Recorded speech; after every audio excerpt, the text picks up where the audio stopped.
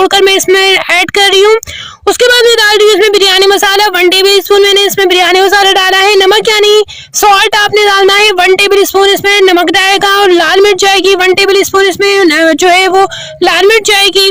अब उसके बाद मैं हल्दी जो है वो ऐड कर रही हूँ 1 टेबल स्पून मैंने इसमें हल्दी ऐड कर दी है। काली मिर्च मैं ऐड कर रही हूँ साबुत है ये काली मिर्चें जो मैंने जो है 1 टेबल स्पून लिया। अब मैं एक बर्तन में जो है वो ऑयल ले रही हूँ 1 से 1.5 कप जो है आपने ऑयल लेना है। उसके अंदर प्याज जो है वो 2 मीडियम जो है उस तरीके से डी वाली शेप में आपने कट कर लिए हैं और उसके बाद डालने हैं। अदरक लहसुन का पेस्ट जो होगा एक जो है आपको टेबल स्पून जो है वो इसमें ऐड करना है और इसे अच्छी तरीके से चला देना है। मैं बहुत ज्यादा अच्छी तरीके से समझाना चाह रही हूँ आप लोगों को।